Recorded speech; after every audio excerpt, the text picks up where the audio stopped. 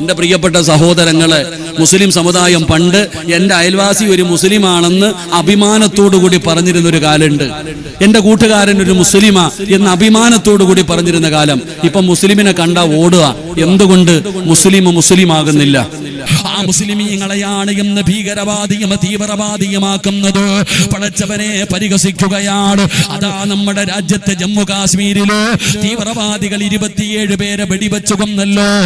അല്ലാ, എന്റെ പ്രിയപ്പെട്ടവരെ, കൊന്നവന് മതമില്ല എന്നെല്ലാവർക്കും അറിയാം. തീവ്രവാദികൾക്ക് ഒരിക്കലും മതമില്ലടോ. തീവ്രവാദികൾക്ക് മതമില്ല. നമ്മൾ പഠിക്കേണ്ട കാര്യം എന്തെന്നറിയുമോ? എല്ലാവരും ഈ സമുദായത്തെ കുറ്റം പറയുമ്പോ കേരളക്കാരനായ രാമചന്ദ്രൻ എന്ന് പറയുന്ന ഒരു മനുഷ്യന് ആ വെടിവെപ്പിൽ മരണപ്പെട്ടു പോയ മനുഷ്യനാണ്. ആ മനുഷ്യന്റെ പൊന്നാരമകള് പത്രക്കാരോട് പറഞ്ഞത് എന്തെന്നറിയുമോ? അതാ ജമ്മു കാശ്മീരിലേക്ക് ഞാൻ ചെന്നപ്പോ എനിക്ക് കിട്ടിയത് 2 കൂട്ടുകാരെയല്ല, 2 കൂടപ്പിറപ്പുകളെയാണ്. സമീർ എന്ന് പറയുന്ന മുസാഫിർ എന്ന് പറയുന്ന അതാ 2 മുസ്ലിമീങ്ങളായ കൂടപ്പിറപ്പുകളെ ദൈവം എനിക്ക് തന്നു എന്ന് രാമചന്ദ്രൻ എന്ന് പറയുന്ന വെടിവെപ്പിൽ മരണപ്പെട്ടു പോയ മനുഷ്യന്റെ മകളവിടെന്ന് വിളിച്ചു പറയുമ്പോ, അല്ലാഹുവേ, സ്വന്തം ജീവിതം പോലും നോക്കാതെ അതാ തീവ്രവാദികളുടെ തോക്ക് പിടിച്ചു വാങ്ങിയിട്ട് അവനോട് പോരാടി വീരമൃത്യം ഭരിച്ച മുസ്ലിമിനെ മറന്നുപോയടോ. അല്ലാഹുവിന്റെ പള്ളി ബാങ്ക് വിളിക്കുന്ന മിനാരങ്ങളിലൂടെ അക്രമത്തെ കുളിച്ച് വിളിച്ചു പറഞ്ഞത് പള്ളികളിലാണ്. ഓടി വന്നത് മുസ്ലിമീങ്ങളാണ്. എന്നാൽ ആ മുസ്ലിമീങ്ങളെ കളിയാക്കുന്നവരുണ്ടല്ലോ, പരിഹസിക്കുന്നവരുണ്ടല്ലോ. എന്തുകൊണ്ടാണ് പരിഹസിക്കുന്നത്? മുസ്ലിം ആരാണെന്നറിയാത്തത് കൊണ്ടാണ്. ഇസ്ലാം എന്താണെന്നറിയാത്തത് കൊണ്ടാ. മുസ്ലിം എന്ന് പറഞ്ഞാൽ ആരെന്നറിയോ?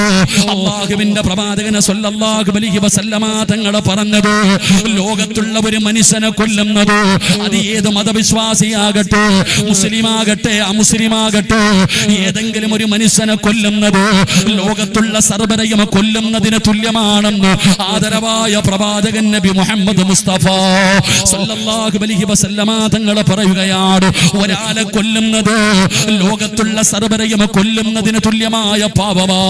അത്രയും വലിയ പാപമാണെന്നാണ് നബി തങ്ങൾ പഠിപ്പിച്ചത്. അല്ലാഹുവിന്റെ റസൂൽ പറഞ്ഞത് എന്തെന്നറിയുമോ? ഓരോ മുസ്ലിമിന്റെയും ജീവിതത്തിലെ ഏറ്റവും വലിയ മോഹം എന്താണ്? സ്വർഗത്തിൽ പോകാനല്ലേ. ഈ സദസ്സിൽ വന്നിരിക്കുന്നത് സ്വർഗം കിട്ടാനുള്ള ആഗ്രഹം കൊണ്ടല്ലേ. എന്നാ നബി തങ്ങൾ പറഞ്ഞത് എന്തെന്നറിയോ? സ്വർഗത്തിലേക്ക് പോകാനുള്ള ഒരു എളുപ്പ വഴിയായി നബി തങ്ങൾ പറഞ്ഞത് എന്തെന്നറിയുമോ?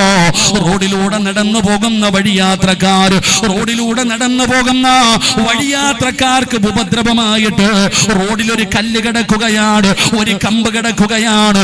ആ കിടക്കുന്ന കല്ല് ഏതെങ്കിലും മനുഷ്യനും എടുത്ത് മാറ്റിയാ അവന് സ്വർഗത്തിലേക്കുള്ള വഴി എളുപ്പമാകുമെന്ന് ആദരവായ പ്രവാചകൻ നബി മുഹമ്മദ് മുസ്തഫ സല്ലല്ലാഹു അലൈഹി വസല്ലമ തങ്ങൾ പറയുകയാണ്, റോഡിലൂടെ നടന്നു പോകുന്നവനെ പോലും ഉപദ്രവം ഉണ്ടാക്കരുത്. ഒരു പടി കൂടെ കഴിഞ്ഞ അല്ലാഹുവിന്റെ റസൂൽ പറയുകയാ, നീ നിന്റെ വീട് ഉയർത്തിക്കെട്ടരുത്. ഏ മുസ്ലിമേ, നീ നിന്റെ വീട് ഉയർത്തിക്കെട്ടരുത്. നിന്റെ പണം കൊണ്ട് നിന്റെ പറമ്പില് നീ നിന്റെ വീട് ഉയർത്തിക്കെട്ടരുത്. അയൽവാസിയുടെ വീട്ടിലേക്ക് വെളിച്ചം പോകുന്നതിന് തടസ്സമായാൽ, അയൽവാസിയുടെ വീട്ടിലേക്ക് കാറ്റും വെളിച്ചവും പോകുന്നതിന് തടസ്സമായ നിന്റെ സ്വന്തം പറമ്പില് നിന്റെ പണം കൊണ്ട് നീ 2 നില വീട് പോലും വെക്കാൻ പാടില്ലെന്ന് നബി മുഹമ്മദ് മുസ്തഫ സല്ലല്ലാഹു അലൈഹി വസല്ലമ തങ്ങൾ പഠിപ്പിക്കുമ്പോ അതാടോ ഇസ്ലാം എന്ന് പറഞ്ഞാൽ, അതാണ് പരിശുദ്ധമായ ദീന്. ഒരു മുസ്ലിം എന്ന് പറഞ്ഞാൽ അതാണ്. ഒരു മുസ്ലിം എന്ന പദത്തിന്റെ അർത്ഥം പോലും അനുസരണ എന്നാണ്. പക്ഷേ എന്തുകൊണ്ടാണ് ഈ സമുദായം അപവാദങ്ങൾ കേൾക്കുന്നത്, ഈ സമുദായം പരിഹാസങ്ങൾ കേൾക്കുന്നത്? ഈ സമുദായത്തെ ഒറ്റക്കെട്ടായിട്ട് എല്ലാവർക്കും എതിർക്കുന്നതിന്റെ കാരണം എന്തെന്നറിയോ? മുസ്ലിമാകുന്നില്ല, നമുക്ക് ദീനില്ലാതെ പോകുന്നു. എല്ലാവരും കാലഘട്ടത്തെ കുറ്റം പറയുന്നവരാണ്. ഉസ്താദേ, കാലഘട്ടം അങ്ങനെയായി പോയി. നിബിധങ്ങൾ പറഞ്ഞത് പറയരുതെന്നാണ്. കാലഘട്ടത്തിനൊരു മാറ്റം വന്നില്ലടോ. കാലഘട്ടത്തെ നിങ്ങൾ കുറ്റം പറയരുത്. മനുഷ്യനാണ് മാറിപ്പോയത്. അതുകൊണ്ട് അടിച്ചുവിട്ട പട്ടം പോലെ ഈ സമുദായം പറന്നു നടക്കുമ്പോ ഈ യുവതലമുറ എങ്ങോട്ടാണ് പോകുന്നതെന്നറിയില്ല. ഇവരെ നന്നാക്കാൻ എന്തു വഴിയാണെന്ന് ചിന്തിക്കുന്ന മുസ്ലിമേ, ഒരൽപ്പം നേരം നിനക്കൊന്ന് നിൽക്കാൻ സമയമുണ്ടോ? ചോദിക്കുന്നത് അല്ലാഹുവിന്റെ ഖുർആനാ. അല്ലാഹുവിന്റെ ഖുർആൻ ചോദിക്കുകയാ, ഏ സഹോദരാ, ഒരൽപ്പം നേരമൊന്ന് നിൽക്കുമോനെ. ഏ മുസ്ലിമേ, അല്പം നേരമൊന്ന് നിൽക്ക്. നിനക്ക് നന്നാകാനാണ്, നിനക്ക് കണ്ടു പഠിക്കാനാണ് ഈ കലാം അല്ലാഹു ഇറക്കിയിരിക്കുന്നത്. അതുകൊണ്ട് ഉള്ളാളം മക്കാമിന്റെ മുമ്പിൽ വന്നവരെ, ഖുർആനിന് നിങ്ങളോട് ചിലത് പറയാനുണ്ട്. അല്ലാഹുവിന്റെ ഖുർആനിന് നിങ്ങളോട് ചിലത് പറയാനുണ്ട്. കേൾക്കാനുള്ള മനസ്സ് കാണിക്കണേ, കേൾക്കാനുള്ള മാന്യത കാണിക്കണേ. അത് അല്ലാഹുവിന്റെ കലാമാ. അല്ലാഹുവേ, മനസ്സു നൽകണേ അല്ലാ. ബഹുമാനിക്കാനുള്ള ഭാഗ്യം തരണേ അല്ലാ. എൻ്റെ പ്രിയപ്പെട്ട സഹോദരങ്ങളെ, മുസ്ലിം സമുദായം പണ്ട് എൻ്റെ അയൽവാസി ഒരു മുസ്ലിമാണെന്ന് അഭിമാനത്തോടു കൂടി പറഞ്ഞിരുന്നൊരു കാലമുണ്ട്. എൻ്റെ കൂട്ടുകാരൻ ഒരു മുസ്ലിമാ എന്ന് അഭിമാനത്തോടു കൂടി പറഞ്ഞിരുന്ന കാലം. ഇപ്പം മുസ്ലിമിനെ കണ്ട ഓടുക. എന്തുകൊണ്ട് മുസ്ലിമാകുന്നില്ല? എൻ്റെ പ്രിയപ്പെട്ടവരെ, നമ്മുടെ ജീവിതം എങ്ങോട്ടാണെന്ന് നമുക്ക് പോലും അറിയുന്നില്ല. അടിച്ചുവിട്ട പട്ടം പോലെ ഇങ്ങനെ പറന്നു നടക്കാം. എന്തും തിന്നാം, എന്തും കുടിക്കാം, എന്തും ചെയ്യാം. ചോദിക്കാനും പറയാനും ആരുമില്ല. പറയുന്നവനെ പരിഹസിക്കുന്നു, പറയുന്നവനെ കളിയാക്കുന്നു. അള്ളാഹുവിന്റെ പരിശുദ്ധമായ ദീനിന്റെ നിയമങ്ങൾ പറയുന്നവന് ഉസ്താദ് പറഞ്ഞതുപോലെ ട്രോളുന്ന കാലവാ, പരിഹസിക്കുന്ന കാലവാ, പുച്ഛിക്കുന്ന കാലവാ. ഇന്ന് കോമഡി ഇറക്കുന്നത് ഉസ്താദന്മാരുടെ കോലം കെട്ടിയിട്ട. അള്ളാഹു ഉമ്മത്തിനെ കാത്തിരക്ഷിക്കുമാറാകട്ടെ, അള്ളാഹു ഉമ്മത്തിനെ കാത്തിരക്ഷിക്കുമാറാകട്ടെ. അതുകൊണ്ട് എൻ്റെ പ്രിയപ്പെട്ട സഹോദരങ്ങളെ, 40 മിനിറ്റ് ഉണ്ട്. ആ 40 മിനിറ്റിന്റെ ഇടയിൽ ഖുർആന് പറയാനുള്ളത് എന്താണെന്നെങ്കിലും ഒന്ന് കേൾക്കാനുള്ള മനസ്സുണ്ടാകണം. അള്ളാഹു നമുക്ക് ആ മനസ്സ് നൽകുമാറാകട്ടെ. അള്ളാഹു മനസ്സ് നൽകുമാറാകട്ടെ. ഒരു 40 മിനിറ്റ്, ഞാൻ 12 മണിക്ക് നിർത്തിയേക്കാം.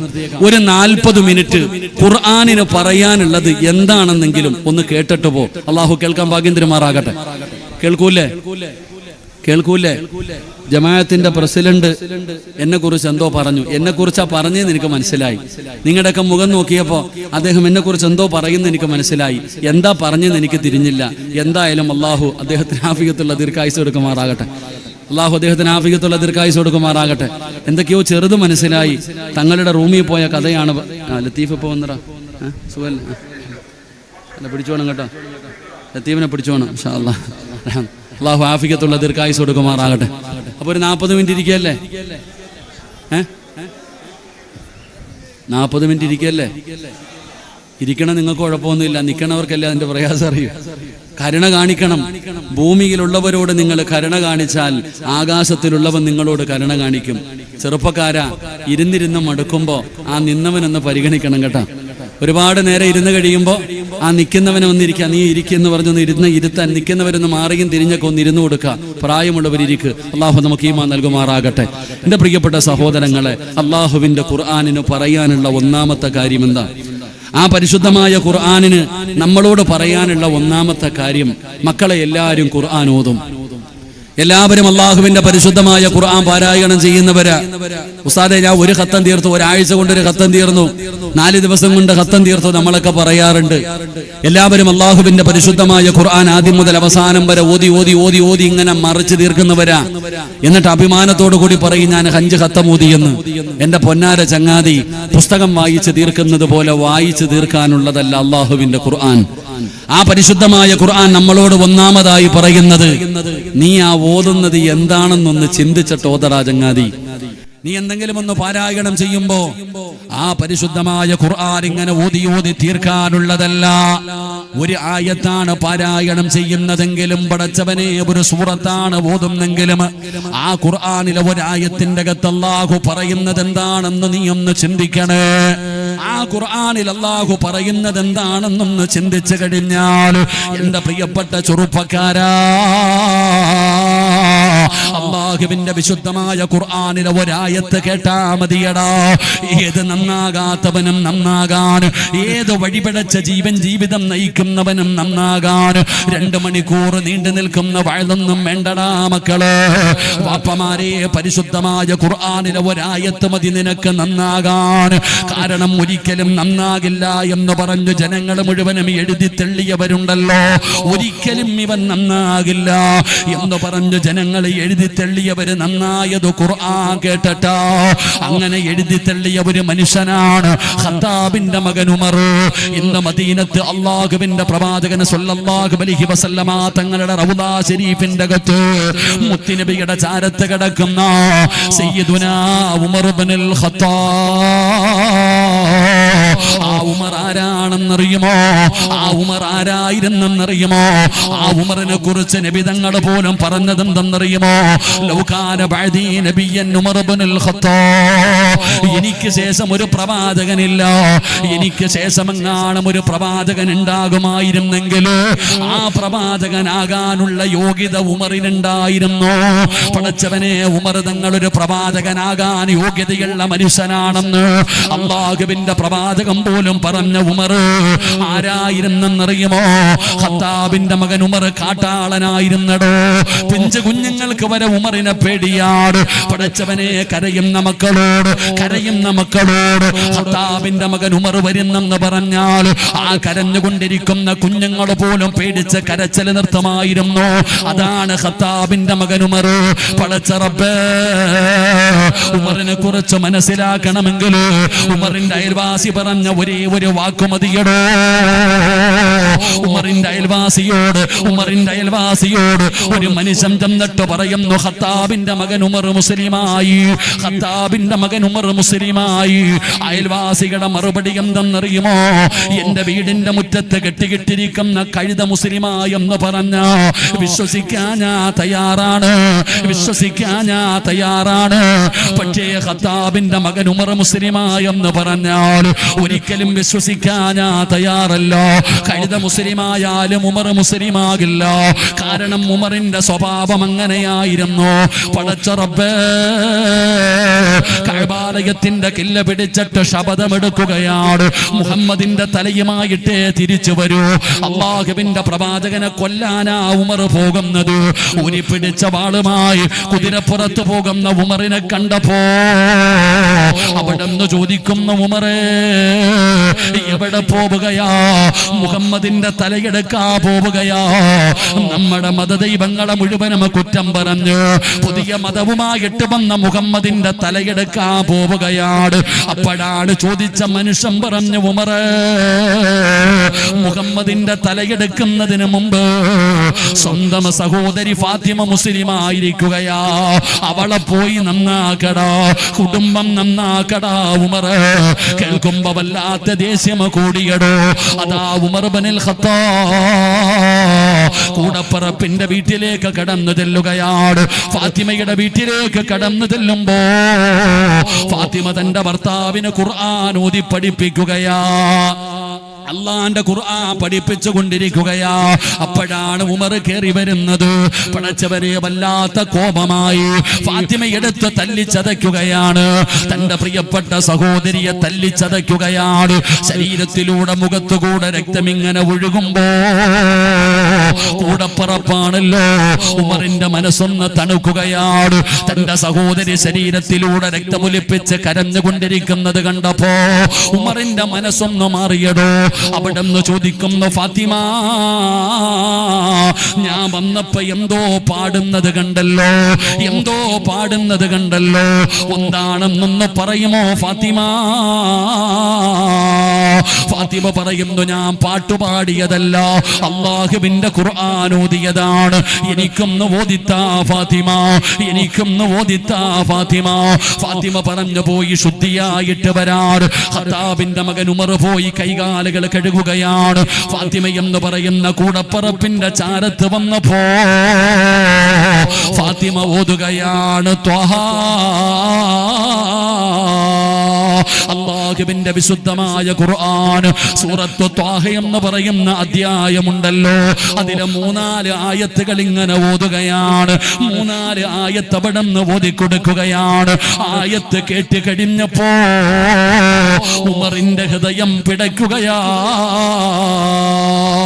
കാട്ടാളനായ ഉമർ, ക്രൂരനായ ഉമർ, പടച്ചവനെ അല്ലാഹുവിന്റെ പരിശുദ്ധമായ ഖുർആനിലെ 3-4 ആയത്തുകൾ കേട്ടപ്പോ ആ ഉമറിന്റെ ഹൃദയം ഒന്ന് പിടയ്ക്കുകയാണ്. ഫാത്തിമയുടെ മുമ്പിൽ നിന്ന് ഉമർ ഇറങ്ങുകയാണ്. ഇലാ ഹദ്റത്തി റസൂലില്ലാഹ്,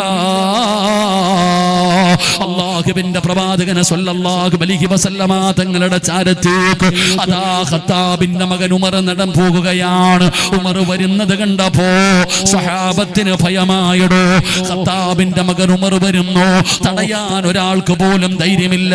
സഹാബികൾ മുഴുവനും പേടിച്ചു നിൽക്കുമ്പോ, സ്വഹാബത്ത് മുഴുവനും പേടിച്ചു നിൽക്കുമ്പോ മഹാനായ സയ്യിദുനാ ഹംസ റളിയല്ലാഹു തആല അൻഹു അതാ ഉമറിനെ തടയുകയാണ്. ജീവിതത്തിൽ ആദ്യമായിട്ടാണ് ഒരാൾ ഉമറിനെ തടയുന്നത്. എന്നിട്ട് ഹംസ തങ്ങൾ പറഞ്ഞത് എന്തെന്നറിയുമോ? ഉമറേ, നബി തങ്ങളോട് സംസാരിച്ച് മുസ്ലിമാകാമെന്നതാണോ? നിനക്കിതിനകത്ത് കയറിയിട്ട് ജീവനോടെ മടങ്ങി പോകാ. അല്ല, അല്ലാഹുവിന്റെ പ്രവാചകന് എന്തെങ്കിലും ചെയ്യാമെന്നതാണോ? ജീവനോടെ പോകില്ലടാ ഉമറേ, ജീവനോടെ പോകില്ലടാ ഉമറേ. ഹംസ റളിയല്ലാഹു തആല അൻഹുവിന്റെ ചങ്കൂറ്റത്തിന്റെ വാക്ക് കേട്ടപ്പോ ഉമർ ഭയന്നു പോയടോ, ഉമർ പേടിച്ചു പോയടോ. ഈമാനുള്ള ഒരു മനുഷ്യനൊരു വാക്ക് പറഞ്ഞാൽ ഭയന്നു പോകും സഹോദരാ. ആ ഉമറാണ് നബി തങ്ങളുടെ ചാരത്ത് കടന്നു വന്നിട്ട് അസ്ഹദു അല്ലാ ഇലാഹ ഇല്ലല്ലാഹ് എന്ന് പരിശുദ്ധമായ കലിമത്ത് തൗഹീദ് പറഞ്ഞ് പരിശുദ്ധമായ ദീനിലേക്ക് കടന്നു വന്നതെന്ന് ചരിത്രം പറയുമ്പോ ഉള്ളാളം സയ്യിദുന ഉപ്പാട മഖാമിന്റെ മുമ്പിൽ ഒരുമിച്ച് കൂടിയവര് എന്തേ നമുക്ക് മാറ്റം വരാത്തത്? ഒരുപാട് ആയത്തുകൾ കേൾക്കുന്നവരാണല്ലോ, ഒരുപാട് സൂറത്തുകൾ കേൾക്കുന്നവരാണല്ലോ, ഒരു മാറ്റവും വരുന്നില്ലടോ. പറയുന്നവനും ഓതുന്നവനും കേൾക്കുന്നവനും മാറ്റം വരുന്നില്ല. എന്തേ ഉസ്താദേ ഇങ്ങനെ ആയി പോയത്? എന്റെ വാപ്പയ്ക്ക് പ്രായമായല്ലോ, എന്റെ ഉമ്മയ്ക്ക് പ്രായമായല്ലോ, മുടിയെല്ലാം നരച്ചു പോയല്ലോ, ഒരുപാട് രോഗങ്ങളുണ്ടല്ലോ, 40-50 വയസ്സ് കഴിഞ്ഞിട്ട് പോലും എന്റെ ഉപ്പ നന്നാകുന്നില്ലല്ലോ. സങ്കടപ്പെടുന്ന ചെറുപ്പക്കാരാ, അതിന്റെ കാരണം അറിയണോ മോനെ? ഉമ്മമാരേ, നിന്റെ ദുസ്വഭാവങ്ങൾക്കൊരു മാറ്റവുമില്ലല്ലോ. എന്തുകൊണ്ടാണ് നീ നന്നാകാത്തത്? ഈ സദസ്സിലിരിക്കുന്ന മാതാപിതാക്കളിൽ പലരുടെയും സങ്കടം എന്തെന്നറിയുമോ? അല്ലാഹുവേ, എന്റെ മക്കളെ നന്നാക്കണേ അല്ലാ. 18 വയസ്സേ 20 വയസ്സേ ആയുള്ളൂ, കഞ്ചാവടിക്കുന്നു, മയക്കുമരുന്ന് ഉപയോഗിക്കുന്നു, ഉമ്മാനെ ചീത്ത വിളിക്കുന്നു, വാപ്പയെ തല്ലാ കൈവെക്കുന്നു. ഉസ്താദേ നന്നാകുന്നില്ല.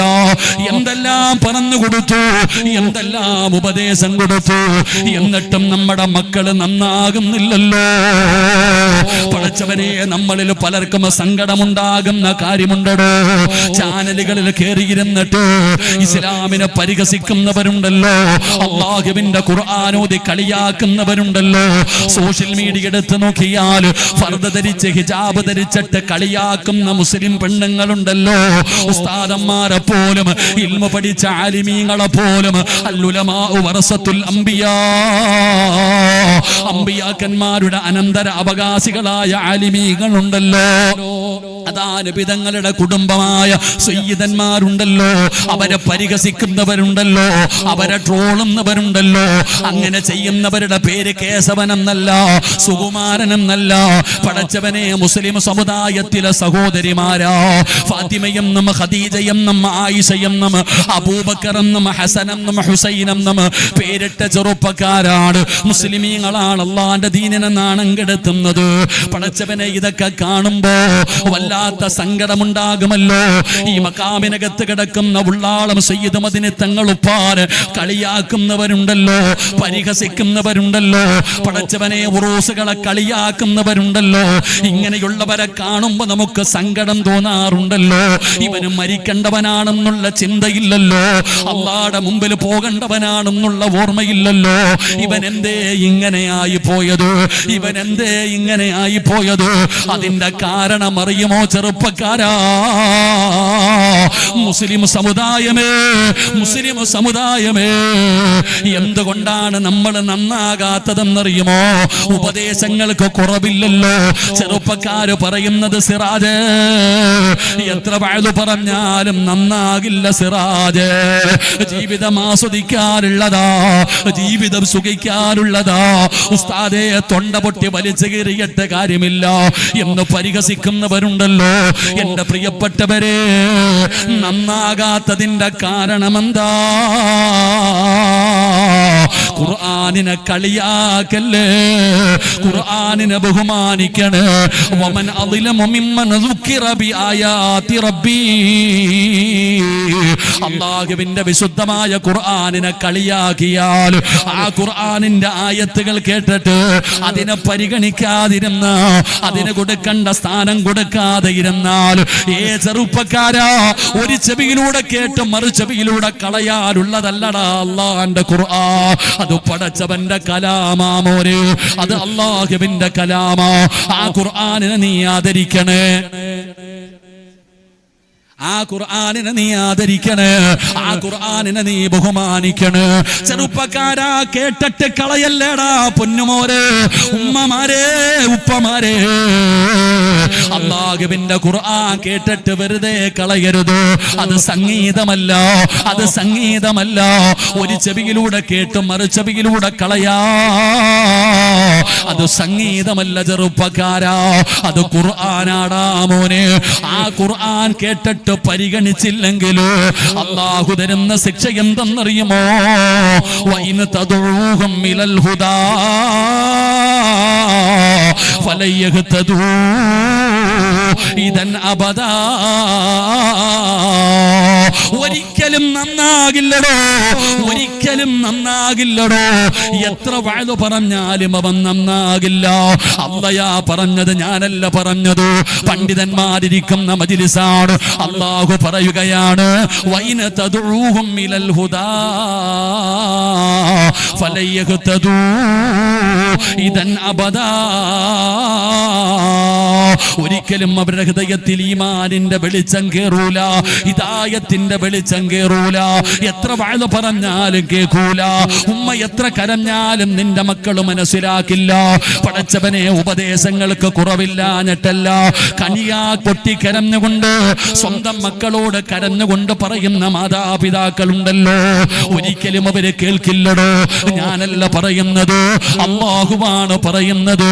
വഇദ് ഖാല മൂസാ ലിഖൗമിഹി യാ ഖൗമി ലിമ തുദൂനനി വഖദ് തഅലമൂന അന്നീ റസൂലുള്ളാഹി ഇലൈക്കും ഫലമ്മാ സാഗൂ അസാ അല്ലാഹു ഖുലൂബഹും വല്ലാഹു ലാ യഹ്ദിൽ ഖൗമൽ ഫാസിഖീൻ. അല്ലാഹു തന്നെ പറയുകയാണ്, അവരുടെ ചെവി അല്ലാഹു അടച്ചു വെച്ചിരിക്കുകയാണ്. നീ പറയുന്നത് കേട്ടാലല്ലേ നന്നാകത്തുള്ളൂ. പക്ഷേ അല്ലാഹു അവരുടെ ചെവി അടച്ചു വെച്ചിരിക്കുകയാണ്. നിന്റെ പൊന്നുമക്കളുടെ ഹൃദയം അല്ലാഹു സീല് വെച്ചിരിക്കുകയാണ്. അതുകൊണ്ടാണ് വാപ്പാ, പ്രായമായിട്ടും നിനക്ക് നന്നാകാൻ കഴിയാത്തത്. അല്ലാഹു അവരുടെ ചെവി അടച്ചു വെച്ചിരിക്കുകയാണ്, അവരുടെ ഹൃദയം അല്ലാഹു സീല് വെച്ചിരിക്കുകയാണ്. ഫലമ്മാ സാഗൂ അസാ അല്ലാഹു ഖുലൂബഹും വല്ലാഹു ലാ യഹ്ദിൽ ഖൗമൽ ഫാസിഖീൻ. അല്ലാഹുവിന്റെ വിശുദ്ധമായ ഖുർആൻ എവിടെന്ന് പറയുമ്പോ എന്റെ ചെറുപ്പക്കാരോട് പറയുകയാണ്, മോനെ, ഖുർആനിന് സ്വർഗ്ഗത്തിൽ കൊണ്ടുപോകാനുള്ള അവകാശമുണ്ടടാ. ഒരാളെ സ്വർഗ്ഗത്തിൽ കൊണ്ടുപോകാൻ, ഒരാൾക്ക് നരകം വാങ്ങിക്കൊടുക്കാൻ അല്ലാഹുവിന്റെ പരിശുദ്ധമായ ഖുർആനിന് പവറുണ്ടെന്ന് നബി തങ്ങൾ പഠിപ്പിക്കുമ്പോ വഅദ് കേൾക്കാമെന്നവരെ ഒരായത്ത് കേൾക്കടാ മോരെ, ഒരായത്ത് കേൾക്കടാ ചെറുപ്പക്കാരാ. ജീവിതം ആസ്വദിക്കാനുള്ളതാണെന്ന് പറഞ്ഞ് പടച്ച റബ്ബിനെ മറന്നുകൊണ്ട് ധിക്കാരികളെ പോലെ അല്ലാഹു ചെയ്തു തരുന്ന അനുഗ്രഹങ്ങൾ മുഴുവനും രണ്ട് കൈയും നീട്ടി സ്വീകരിച്ചിട്ട് പടച്ചവനെ പുറങ്കാല് കൊണ്ട് ചവിട്ടിത്തേക്കുന്ന യുവത്വമേ, ആസ്വദിക്കടാ മോനെ. എവിടെ പോകാനാ ചെറുപ്പക്കാരാ? എന്റെ പെങ്ങന്മാരോട് പറയുകയാണ്, തലമറക്കാതെ അല്ലാഹുവേ ഔറത്ത് മറക്കാതെ തോന്നിവാസം കാണിക്കുന്ന പെങ്ങള്, പറയുന്നവനെ കളിയാക്കുന്ന കാലമാ, പറയുന്നവനെ പരിഹസിക്കുന്ന കാലമാ. എന്റെ പ്രിയപ്പെട്ട യുവതലമുറയോട് പറയുകയാ, മക്കളെ എവിടെ പോയാലും വീഴുമടാ ചെറുപ്പക്കാരാ. എവിടെ പോയാലും ഒരു ദിവസം നീ വീഴും മോനെ. പറയുന്നത് ഞാനല്ല, അല്ലാഹുവിന്റെ ഖുർആനാ. ഖുർആനിലെ ഒന്നാമത്തെ ആയത്ത് നിനക്കറിയുമല്ലോ, ഇഖ്റഅ ബിസ്മി റബ്ബിക്കല്ലദീ ഖലഖ ഖലഖൽ ഇൻസാന മിൻ അലഖ്. ഇത് ഒന്നാമത്തെ ആയത്താണല്ലോ. ഇനി അവസാനത്തെ ആയത്ത് നിനക്കറിയുമോ? അല്ലാഹുവിന്റെ ഖുർആനിലെ അവസാനത്തെ ആയത്ത് നിനക്കറിയുമോ? അതൊരു ഭീഷണിയാടാ ചെറുപ്പക്കാരാ. അത് വല്ലാത്ത ഒരു ഭീഷണിയാ. പറയുന്നത് ലോകത്തിന്റെ അധിപനായ അല്ലാഹുവാ. ഈ പ്രപഞ്ചം മുഴുവൻ വടക്കി ഭരിക്കുന്ന രാജാധിരാജനായ മലിക്കുൽ ജബ്ബാറായ പടച്ച റബ്ബിന്റെ ഭീഷണിയാ. ആയത്തേതെന്നറിയുമോ? വത്തഖൂ യൗമന തുർജഊന ഫീഹി ഇലല്ലാഹ്. അല്ലാഹു പറയുകയാ, എവിടെ പോയാലും നിന്നെ എന്റെ മുമ്പിൽ കൊണ്ടുവരുമടാ. നീയൊക്കെ ഓർത്തു വെച്ചോ, നീയൊക്കെ ഓർത്തു വെച്ചോ. ഈ ലോകത്തിന്റെ ഏത് മൂലയിൽ നീയൊക്കെ പോയാലും നിന്നെയൊക്കെ എന്റെ മുമ്പിൽ കൊണ്ടുവരുന്ന ഒരു ദിവസമുണ്ട്. ഇത് പറയുന്നത് പടച്ച റബ്ബാ ചെറുപ്പക്കാരാ. അതുകൊണ്ട് ഉള്ളാളം മക്കാമിന്റെ മുമ്പില് ഉറൂസിനോടി വന്ന മുസ്ലിമേ, നന്നാകണേ, നന്നാകണേ. ഏത് നന്നാകാത്തവനും നന്നായവരുണ്ടല്ലോ. ഒരുപാട് ചരിത്രങ്ങൾ പഠിക്കാനുണ്ടല്ലോ മക്കളെ. ഫുളൈൽ ഇബ്നു അയ്യാദ് എന്ന് പറയുന്ന ഒരു ചെറുപ്പക്കാരനുണ്ടായിരുന്നു. ഉള്ളാളം മക്കാമിൽ വരുമ്പോ വലിയ സന്തോഷമുണ്ടോ, വല്ലാത്ത ആനന്ദകരമായ ചില കാഴ്ചകളുണ്ടോ. എത്ര ചെറുപ്പക്കാരാണെന്നറിയുമോ, എന്തൊരു സ്നേഹമാണെന്നറിയുമോ. ആലിമീങ്ങളെ ഇഷ്ടപ്പെടുന്ന, സയ്യിദന്മാരെ ഇഷ്ടപ്പെടുന്ന, ഉസ്താദന്മാരെ ഇഷ്ടപ്പെടുന്ന ഒരുപാട് ചെറുപ്പക്കാരുണ്ടോ. അവര് പലരും മുടി വളർത്തിയവരാണ്, പലരും കീറിയ മുണ്ടുപിടാ പാൻറ് ധരിച്ചവരാണ്. എന്നാലും മക്കളെ വല്ലാത്ത സ്നേഹമാണ്. മുടി വളർത്തി എല്ലാവരും കഞ്ചാവാണെന്ന് ഞാൻ പറയൂല. കീറിയ പാൻറ് ധരിച്ചവര് മുഴുവനും അല്ലാഹനെ മറന്നു നടക്കുന്നവരാണെന്ന് പറയൂല. അവരുടെ കൂട്ടത്തിലും നല്ല മക്കളുണ്ടോ. പടച്ചവനെ എന്ത് നല്ല കാഴ്ചയെന്നറിയുമോ. വണ്ടിയിൽ വന്നിറങ്ങിയത് മുതല് പടച്ചവനെ ത്വാഹ എന്ന് പറയുന്ന ചെറുപ്പക്കാരന്റെ കൂടെ 19 ചെറുപ്പക്കാരാണ്. റബ്ബേ എന്തൊരു സ്നേഹമെന്നറിയുമോ. കഴിഞ്ഞ ഉറൂസിന് കടന്നു വന്നപ്പോ അന്ന് വളരെ സന്തോഷത്തോടെ കൊണ്ടുവന്ന ചെറുപ്പക്കാർ ഇന്നും സ്നേഹത്തോടെ പടച്ചവര് ഉസ്താദന്മാരുമായി ഖിദ്മത്ത് ചെയ്യാൻ നടക്കുന്നത് കണ്ടപ്പോ വല്ലാത്ത സന്തോഷം തോന്നി. പടച്ചവന് ആ മക്കളെ നീ അനുഗ്രഹിക്കണേ അല്ലാ. അവരുടെ ഈമാൻ നിലനിർത്തി കൊടുക്കണേ അല്ലാ. ആ ചെറുപ്പക്കാരോട് പറയുകയാ, ഉള്ളാളത്തിന്റെ പരിസരത്തുള്ള യുവത്വമേ, ഫുളൈൽ ഇബ്നു അയ്യാദ് ആരാണെന്നറിയുമോ മോനെ? കൊട്ടേഷൻ സംഘത്തിന്റെ നേതാവാ, കൊട്ടേഷൻ സംഘത്തിന്റെ നേതാവാ. ഫുളൈലിന്റെ ഏറ്റവും വലിയ ഹോബി എന്തെന്നറിയുമോ? ഒരു പെണ്ണിനെ കണ്ട് ഇഷ്ടപ്പെട്ട അവളുമായി ശാരീരികമായി ബന്ധപ്പെടുന്നവനാ. അല്ലാതെ സമാധാനം വരൂല, അല്ലാതെ സമാധാനം വരൂല. പടച്ചവനെ ഫുളൈൽ ഇബ്നു അയ്യാദ് ഏതെങ്കിലും ഒരു പെണ്ണിനെ ഇഷ്ടപ്പെട്ടാൽ അവളെ വ്യഭിചരിക്കുന്നവനാണ്. അങ്ങനെ ഇരിക്കുമ്പോഴാണ് ഫുളൈലിന്റെ കൂട്ടുകാര് പറയുന്നത്, ഫുളൈല് ഏത് പെണ്ണിനെയും നീ വളയ്ക്കുമല്ലോ, എന്നാ ഞങ്ങളൊരു പെണ്ണിനെ കാണിച്ചു തരാ, ഞങ്ങളൊരു പെണ്ണിനെ കാണിച്ചു തരാ. പറ്റുമെങ്കിൽ നിനക്കൊന്ന് വളയ്ക്കാൻ പറ്റുമോ? അവളെയൊന്ന് പരാജയപ്പെടുത്താൻ പറ്റുമോ? എങ്കിൽ ഞങ്ങൾ സമ്മതിക്കാം നീ ആൺകുട്ടിയാണെന്ന്. ഫുളൈൽ ഇബ്നു ഇയാദിനൊരു പെണ്ണിനെ കാണിച്ചു കൊടുക്കുകയാണ്. അല്ലാഹുവിനെ ഭയന്നുകൊണ്ട് ജീവിക്കുന്ന സുന്ദരിയായ ഒരു പെണ്ണ്. ഫുളൈൽ ആ പെണ്ണിന്റെ പുറകിൽ നടക്കുകയാണ്. പടച്ചവനെ എത്ര നടന്നിട്ടും അവൾ പരിഗണിക്കുന്നില്ല, അവൾ സഹകരിക്കുന്നില്ല. ഫുളൈൽ തന്റെ ആഗ്രഹം പറയുകയാണ്. പെണ്ണൊന്നും മിണ്ടാതെ നടക്കുന്നത് കണ്ടപ്പോ ഫുളൈലിന് വല്ലാത്ത ദേഷ്യമാവുകയാണ്. അങ്ങനെ ആരാരുമില്ലാത്ത ഒരു ദിവസത്തില് ആ പെണ്ണിന്റെ വീട്ടിലേക്ക് ഫുളൈൽ അവിടെ അതിക്രമിച്ച് കയറുകയാണ്. ആ സുന്ദരിയായ ചെറുപ്പക്കാരിയായ പെണ്ണിന്റെ വീടിന്റെ അകത്ത് അതിക്രമിച്ച് കയറി. എന്നിട്ട് പറയുന്നു, പെണ്ണേ,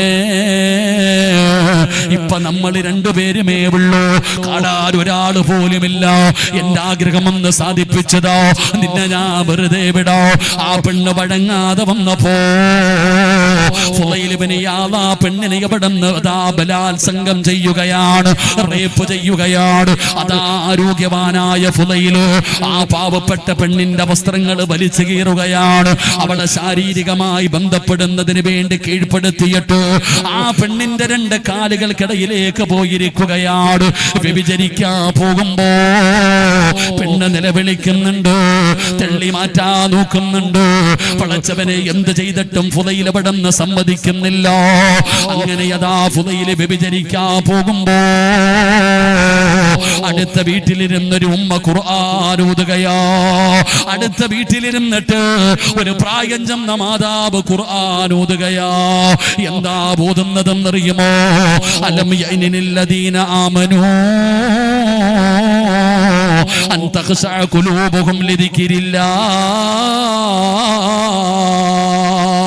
അലം യഅനില്ലദീന ആമനൂ അൻ തഖ്ശഅ ഖുലൂബുഹും ലിദിക്രില്ലാഹ്. ഈ ആയത്തങ്ങ് കേൾക്കുമ്പോ നിലവിളിച്ച പെണ്ണ് മിണ്ടുന്നില്ല, പിടിച്ചു തള്ളിയ പെണ്ണനങ്ങുന്നില്ല. ആ പെണ്ണ് കരയുകയാണ്. ആ പെണ്ണിന്റെ കണ്ണിങ്ങനെ നിറയുകയാണ്. ഫുളൈലിന്റെ മുഖത്തേക്ക് നോക്കുകയാണ്. നിലവിളിച്ച പെണ്ണ് മിണ്ടുന്നില്ല. വിടണേ എന്ന് പറഞ്ഞ് കൈകാലടിച്ച പെണ്ണനങ്ങുന്നില്ല.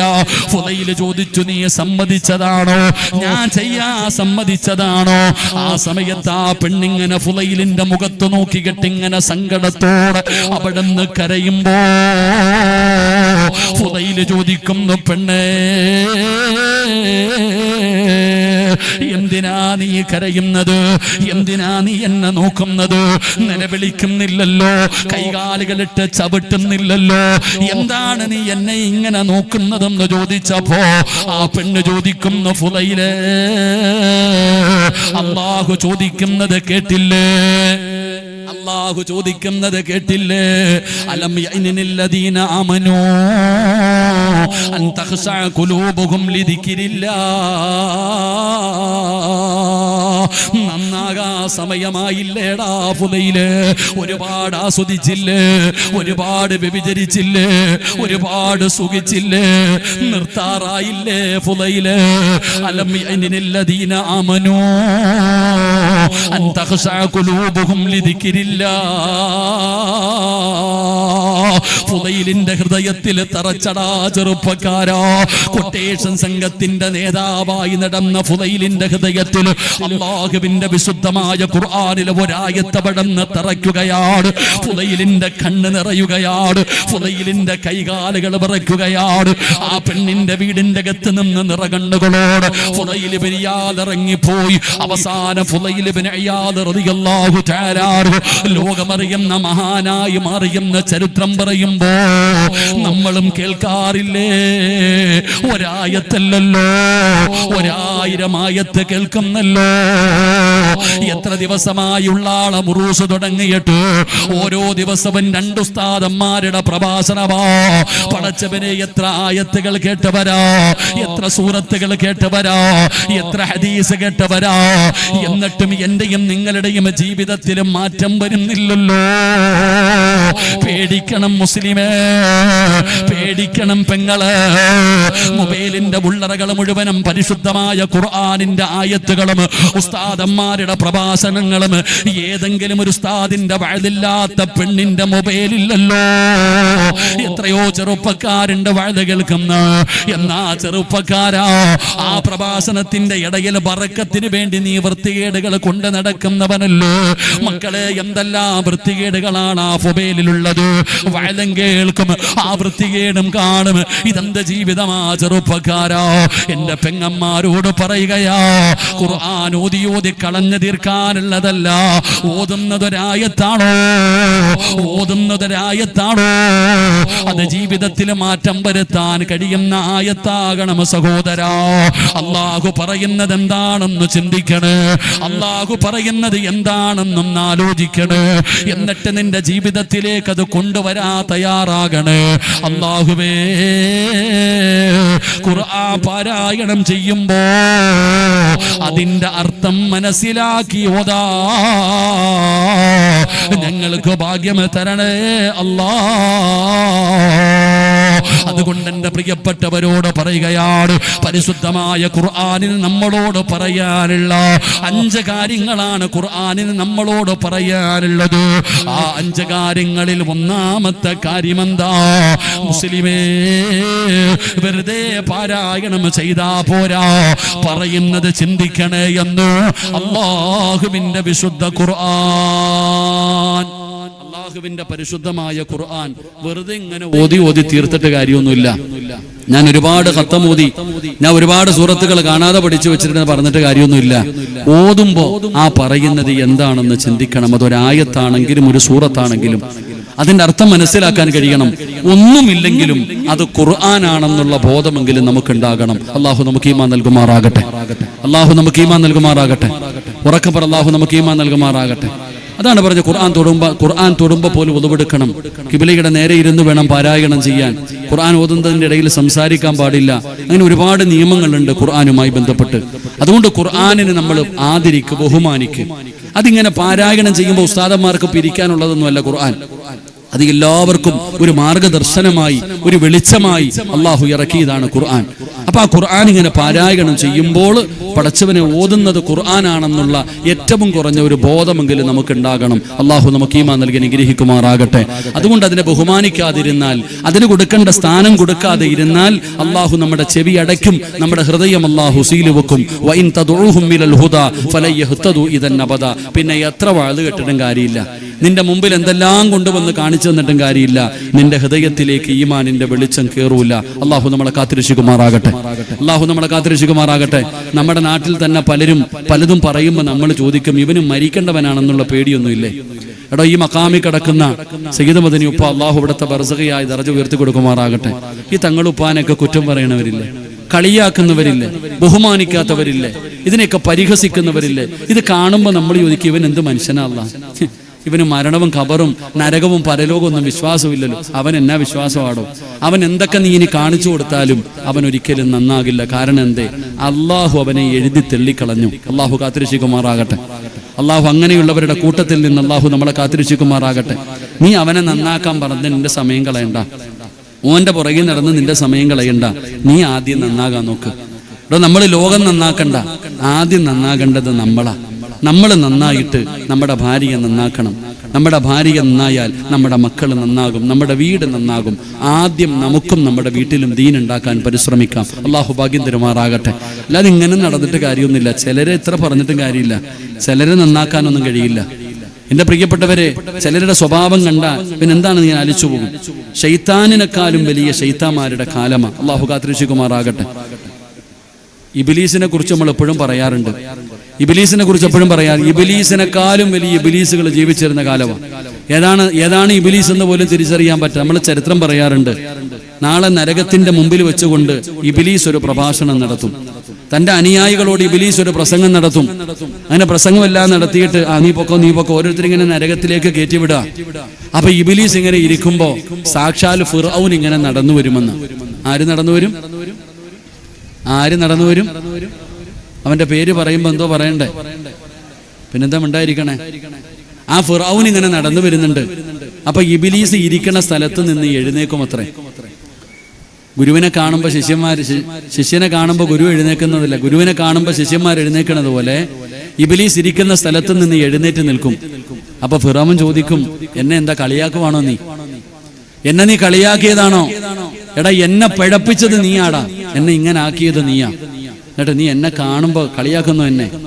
അപ്പൊ ഇബ്ലീസ് പറയും, അത്രേ, നിന്നെ പിഴപ്പിച്ചത് ഞാനാ, ഈ നരകത്തിൽ കിടക്കുന്ന എല്ലാവരെയും പിഴപ്പിച്ചത് ഞാനാ, ഞാൻ സമ്മതിച്ചു. പക്ഷെ എന്നാലും നീ സാധാരണ ആളല്ല. അപ്പൊ ഫിറോവൻ ചോദിക്കുക, അതെന്തേന്ന്? എൻ്റെ പ്രിയപ്പെട്ട സഹോദരങ്ങളെ, ഇബ്ലീസ് ആരോടെങ്കിലും ഞാനാണ് അള്ളാഹ് എന്ന് പറഞ്ഞിട്ടുണ്ടോ? ഉണ്ടോ? ഇല്ലേ? നിങ്ങൾ എന്താ ഇങ്ങനെ ഇരിക്കണേ? ഇബ്ലീസ് ആരോടെങ്കിലും പറഞ്ഞിട്ടുണ്ടോ ഞാൻ അള്ളാഹ് എന്ന് പറഞ്ഞിട്ടുണ്ടോ? ഉണ്ടോ? ഇല്ലേ? ഉണ്ടോ? ഇല്ലേ? ആര് പറഞ്ഞിട്ടുണ്ട് ഞാൻ ആ റബ്ബാണെന്ന്? അന്ന റബ്ബുക്കുമുൽ അഅല, ഞാനാണ് റബ്ബെന്ന് ആര് പറഞ്ഞിട്ടുണ്ട്? അപ്പൊ ഇതിലെ ഏറ്റവും വലിയ ശൈത്താൻ ഏതാ? ചിന്തിക്കേണ്ടത് അവിടെ. ഇവിടുത്തെ ഏറ്റവും വലിയ ശൈത്താൻ ആരാ? ഇതിലെ ഏതാണ് ഏറ്റവും വലിയ ശൈത്താൻ എന്ന് തിരിയണില്ല. അവന്റെ പ്രേതം ഇപ്പോഴും ഉണ്ട്. അള്ളാഹു കാത്തിരക്ഷിക്കുമാറാകട്ടെ. അവന്റെ ആൾക്കാർ ഇപ്പോഴും ഉണ്ട്. അവര് പള്ളികളും പരിസരത്തും നമ്മുടെ കുടുംബത്തിലും പലയിടത്തും കാണാറുണ്ട്. അള്ളാഹു അങ്ങനെയുള്ളവരുടെ കൂട്ടത്തിൽ നിന്ന് അള്ളാഹു നമ്മളെ കാത്തിരക്ഷിക്കുമാറാകട്ടെ. അതുകൊണ്ട് എൻ്റെ പ്രിയപ്പെട്ട സഹോദരങ്ങളെ, ഉള്ളാളം മക്കാമിലാണ് വയലെന്ന് പറഞ്ഞപ്പോൾ ഒരുപാട് പേര് എന്നോട് പറഞ്ഞു, ഉസ്താദേ ദുആ ചെയ്യണേ, ഉസ്താദെ ഒരുപാട് ദുആ ചെയ്യണേ. ഞാനിവിടെ വന്നിറങ്ങിയത് മുതൽ സ്റ്റേജിലേക്ക് വരുന്നത് വരെ എന്നെ ഒരുപാട് പേര് കണ്ടു. എന്നോട് അധികം പേരും സുഖമാണോ എന്ന് ചോദിച്ചവര് വളരെ കുറവാണ്. സത്യം പറഞ്ഞാൽ ഒരാളെങ്കിലും, ആസിഫെങ്കിലും ചോദിക്കുമെന്ന് ഞാൻ വിചാരിച്ചു. എൻ്റെ അടുക്ക വന്ന ഒരാള് പോലും ഉസ്താദിന് സുഖമാണോ എന്ന് ഒരാള് പോലും എന്നോട് ചോദിച്ചില്ല. എന്നോട് അധികം പേരും പറഞ്ഞത് ക്യാൻസറാ, രോഗമാ, മക്കളില്ല, സാമ്പത്തിക നഷ്ടമാ. പടച്ചവന് ഏറ്റവും കൂടുതൽ പേര് ദുആ ചെയ്യണമെന്നാ പറഞ്ഞേ. അപ്പൊ ഈ വന്നിരിക്കുന്നതിൽ 100% പേരും ഇന്നത്തെ ദുആ പ്രതീക്ഷിച്ച് വന്നവരാ. ഞാനും അങ്ങനെയാ വന്നത്. അള്ളാഹു നമ്മുടെ ദുആയ്ക്ക് ഇജാബത്ത് നൽകുമാറാകട്ടെ. വയല് എപ്പോഴും കേൾക്കാടോ, വയല് എപ്പോ വേണമെങ്കിലും കേൾക്കാം.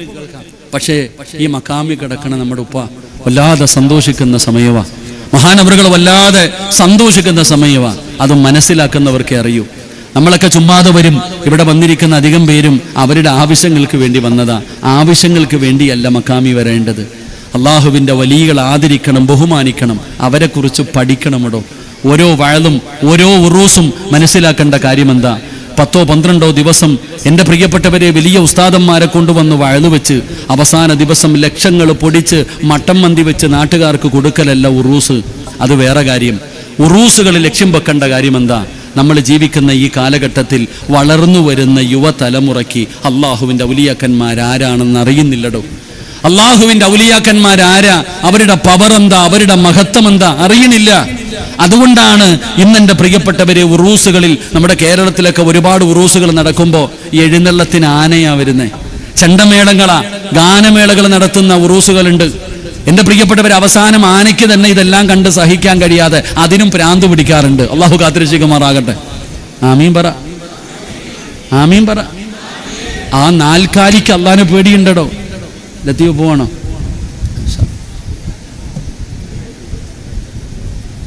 ലത്തീഫ് എൻ്റെ അടുത്ത് ചോദിക്കണ സുഖമാണോ? അൽഹംദുലില്ലാ. നീങ്ങളും ചോദിച്ചല്ലോ. വീട് പണി എന്താ? അൽഹംദുലില്ലാ. എന്തോ ആട് നെയ്യൊക്കെ ഓൻ്റെ അടുത്ത് ചോദിച്ചാൽ തരുമെന്നേ. എന്താന്ന് വെച്ചാൽ പറഞ്ഞാൽ മതി. എത്ര ആട് വേണോട്? എന്ത്? അൽഹംദുലില്ലാ. പോരെ, മതിയോ? 25 ആട് മതിയോ? അവൻ്റെ കിഡ്നിയൊക്കെ ഉണ്ട്. അൽഹംദുലില്ലാ.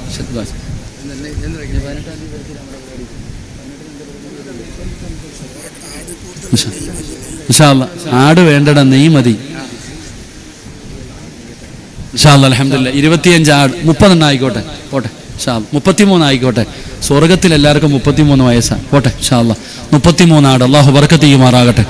അള്ളാഹു ആഫിയത്തും ദീർഘായുസും കൊടുക്കുമാറാകട്ടെ. വീടിൻ്റെ പണിയൊക്കെ അള്ളാഹു എളുപ്പത്തിലാക്കി കൊടുക്കുമാറാകട്ടെ. ഉമ്മയ്ക്ക് അള്ളാഹു, ഉമ്മാനെ തിരക്കിന്ന് പറഞ്ഞാൽ ലത്തീവേ ഉമ്മാനെ തിരക്കിന്ന് പറയണേ. അള്ളാഹു ആഫിയത്തുള്ള ദീർഘായുസ് കൊടുക്കുമാറാകട്ടെ. അപ്പം ഇങ്ങോട്ട് നോക്കിയേ, നമ്മൾ ഇന്നത്തെ ഉറൂസുകൾ ഞങ്ങളുടെ നാട്ടിലൊക്കെ, കേരളത്തിലൊക്കെ പലപ്പോഴും ആനയെ കൊണ്ടുവന്നിട്ട് ആനയ്ക്ക് ഇങ്ങോട്ട് പ്രാന്ത് പിടിച്ചിട്ട് എത്ര എണ്ണത്തിന് ചവിട്ടിക്കൊന്നു. ഷഹീദിന്റെ കൂലിയാണോ? അല്ല. ആലോചിക്കുക, എന്തുകൊണ്ടാണോ ഇത്? ഇതൊക്കെ ഇങ്ങനെ കാണിക്കുന്ന എന്തുകൊണ്ടാ? അവർക്ക് അള്ളാഹുവിൻ്റെ ഔലിയാക്കന്മാരാരാണെന്ന് അറിയാത്തത് കൊണ്ടാ. അതുകൊണ്ട് ഈ ഉള്ളാളംകാരോട് ഞാൻ പറയുന്നത്, ഓരോ ഉറൂസ് നടത്തുമ്പോഴും 50 പേർക്കെങ്കിലും, ഈ കുട്ടികൾക്കെങ്കിലും ഔലിയാക്കന്മാരാരാണെന്ന് പറഞ്ഞു കൊടുക്കാൻ കഴിയണം. എങ്കിലേ ഈ ഉറൂസ് ഇതുപോലെയൊക്കെ നടത്തും. ഇല്ലെങ്കിൽ വേറെ പല അവസ്ഥയായിരിക്കും. അള്ളാഹു കാത്തിരക്ഷിക്കുമാറാകട്ടെ. അതുകൊണ്ട് അൽഹംദുലില്ലാ എല്ലാവരും ദുആ പ്രതീക്ഷിച്ചു വന്നവരാ. അതുകൊണ്ട് നമുക്ക് അള്ളാഹുവിൻ്റെ മുമ്പിൽ ആത്മാർത്ഥമായി ദുആ ചെയ്യാം. 12 മണിയായി. അള്ളാഹു നമ്മുടെ ജീവിതത്തിൽ വന്നുപോയ എല്ലാ തെറ്റുകളും അള്ളാഹു പുറത്തുതരുമാറാകട്ടെ. അള്ളാഹു നമ്മുടെ തൗബ അള്ളാഹു സ്വീകരിക്കുമാറാകട്ടെ. അതുകൊണ്ട് ഇൻഷാ അള്ളാഹ് നമുക്ക് പടച്ച റബ്ബിൻ്റെ മുമ്പിൽ നമ്മുടെ ജീവിതത്തിൽ വന്ന തെറ്റുകളൊക്കെ ഒന്ന് ഏറ്റുപറയാം. എന്നിട്ട് തൗബ ചെയ്തിട്ട് പിരിയാം. ആദ്യം നമുക്ക് നന്നാകാം. അള്ളാഹു നമ്മളെ നന്നാക്കി തരുമാറാകട്ടെ. ഇൻഷാ അള്ളാഹ് തൗബ ചെയ്തൂടെ? ഇൻഷാ അള്ളാഹ്ക്ക് ഒരു പവറൊന്നുമില്ല. തൗബ ചെയ്തൂടെ? ഇൻഷാ അള്ളാഹ് അള്ളാഹു ഭാഗ്യം തരുമാറാകട്ടെ. ഈ തൗബ എന്ന് പറഞ്ഞാൽ എന്താ? തൗബ ചെയ്യാനൊക്കെ തീരുമാനിച്ചല്ലോ. 27-ാം രാവിൻ്റെ അന്ന് ഒരുത്തൻ കുളിച്ചൊരുങ്ങിയിട്ട് പോകുന്നുണ്ട്. എവിടെ പോവാടാ? തൗബ വാങ്ങാൻ പോവാന്ന്. 27-ാം രാവിൻ്റെ അന്ന് ഒരാൾ കുളിച്ചൊരുങ്ങി പോകുന്നുണ്ട്. എവിടെ? തൗബ വാങ്ങാൻ. അങ്ങനെ വാങ്ങാൻ കിട്ടുന്ന ഒരു സാധനമല്ല തൗബ. തൗബയെന്ന് പറഞ്ഞാൽ എന്താ? അത് 1.5 മണിക്കൂർ നീണ്ടു നിൽക്കുന്ന പ്രാർത്ഥനയൊന്നുമല്ല. പറയുന്നത് ഒരു വാക്കാണെങ്കിലും ആത്മാർത്ഥമായിട്ടാണ്, ഇഖ്ലാസോടുകൂടിയാണ് പറയുന്നതെങ്കിൽ അള്ളാഹു അതാ പരിഗണിക്കുന്നത്. നമുക്കില്ലാതെ പോയത് ആ ഒരു ഇഖ്ലാസ. അള്ളാഹു നമുക്ക് നൽകി അനുഗ്രഹിക്കുമാറാകട്ടെ. ഞാൻ എപ്പോഴും പറയാറുണ്ട്, ഒരു ഉസ്താദ് വെള്ളിയാഴ്ച ദിവസം പ്രസംഗിക്കുന്നുണ്ട്. പ്രസംഗിക്കുന്ന സമയത്ത് ഉസ്താദ് പറഞ്ഞു, ഏത് പ്രതിസന്ധിയിലും ഏത് വലിയ വിഷയമുണ്ടാകുന്ന സമയത്തും ഒരാൾ അള്ളാഹുവിനോട് സഹായം ചോദിച്ചാൽ അള്ളാഹു സഹായിക്കും. ഉസ്താദിന്റെ ജുമാ പ്രസംഗമാണ്. ഞങ്ങളുടെ നാട്ടിൽ ജുമാ പ്രസംഗമുണ്ട്. ജുമായ്ക്ക് മുമ്പ് 1/2 മണിക്കൂർ വലിയ പ്രസംഗമുണ്ട്. അങ്ങനെ അന്നാ എല്ലാവരും നിന്ന് കിട്ടുന്നത്. അതുകൊണ്ട് അങ്ങനെ പ്രസംഗിക്കും. അപ്പൊ ഉസ്താദിന്റെ അന്നത്തെ വിഷയം എന്താ? ഏത് പ്രതിസന്ധിയിലും അള്ളാഹിനോട് ചോദിച്ചാ നിങ്ങൾ എന്താ ഇങ്ങനെ ഇരിക്കണേ? അള്ളാഹിനോട് ചോദിച്ചാ അള്ളാഹു സഹായിക്കും. ആ വഴലെല്ലാം കഴിഞ്ഞു. അന്ന് രാത്രിയിൽ ഒരു കള്ളൻ മോഷ്ടിക്കാൻ വേണ്ടി ഒരു വീട്ടിൽ കയറി. ആ പ്രസംഗം കേട്ടിരുന്ന ഒരാൾ അന്ന് മോഷണം നടത്താൻ ഒരു വീട്ടിൽ കയറി. മോഷ്ടിച്ചിട്ട് ഇറങ്ങുമ്പോൾ വീട്ടുകാരുണർന്നു. പിന്നെ പറയേണ്ട കാര്യമില്ലല്ലോ. വിളിച്ചുകൂവി. നാട്ടുകാർ മുഴുവനും എഴുന്നേറ്റു. കള്ളനെ പിടിക്കാൻ വേണ്ടി ഓടിച്ചു. കള്ളൻ ജീവനും കൊണ്ട് ഓടുകയാ. നാട്ടുകാർ മുഴുവനും പുറകെ ഓടുകയാ. അങ്ങനെ ഓടി ഈ കള്ളൻ ഒരു പുഴയുടെ മുമ്പിൽ ചെന്നു. നല്ല ഒഴുകുന്ന ഒരു പുഴയുടെ മുമ്പിൽ ചെന്നു.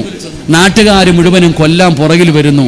കള്ളനാണെങ്കിൽ ഒഴുകുന്ന പുഴയുടെ മുമ്പിൽ നിൽക്കുകയാ. എന്ത് ചെയ്യണമെന്നറിയില്ല. ആ സമയത്ത് ആ കള്ളൻ ഉസ്താദിന്റെ ജുമാ പ്രഭാഷണം ഓർമ്മ വന്നു.